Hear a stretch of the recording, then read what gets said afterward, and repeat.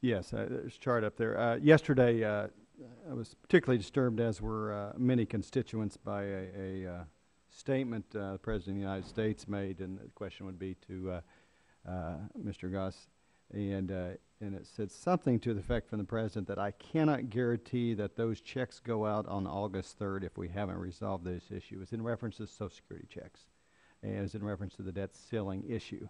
And look at a chart that was sourced the U.S. Treasury, prepared by GS Global ECS Research. And I wonder if you can explain to me how the checks would not go out on August 3rd. Under what circumstances would Social Security checks be withheld? I wish I could give you a definitive answer to that. I think you'd have to talk to people at Department of the Treasury, quite frankly. What we know and understand is that whenever we pay any money out of the Social Security Trust funds, we must redeem bonds. And when we redeem bonds, that actually lowers the amount of debt subject to ceiling. However, in order to pay the benefits, the Treasury must at the same time then issue bonds to the public, which therefore increases the debt subject to the ceiling. So there is, in effect, kind of an offset between the two. The exact mechanism by which that happens, it was very complicated, and it's Department of Treasury and the Public Debt that would have to speak to that issue. Thank you. I appreciate that. So you're not familiar with how the Department of Treasury manages their resources in terms of paying Social Security checks?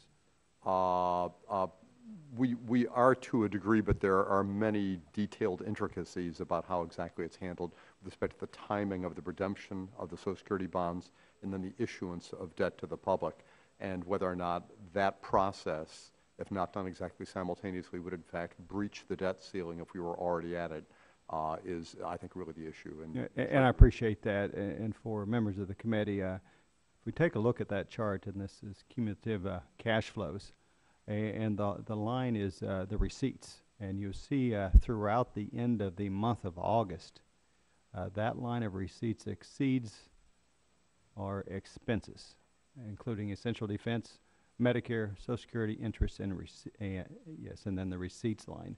And I was trying to figure out, and I guess we'll have to ask the Department of Treasury, which we're having very difficulty getting answers from them.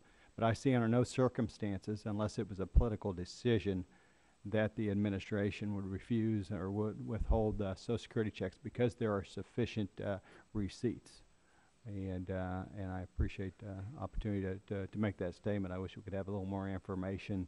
And folks at the Social Security Administration, have they asked that question? I mean, you're going to be asked, when do you cut those checks, and when are you told not to cut those checks? Well, the responsibility of the Social Security Administration per se, my boss, Commissioner Astrew, is to in fact determine how much in the way of benefit payments people are supposed to receive, and we send that information actually over to the Department of Treasury. They're the ones that actually send out the payments, whether it's electronic funds transfer or checks. Well, can I ask you to ask the Treasury Department, because the administration just really doesn't want to provide information, and when you stand on the evening news and make a statement that 40-some million Americans are going to not receive their checks, could you ask the administration, are they planning on withholding those checks, and is there a reason they would make those payments on August 3rd?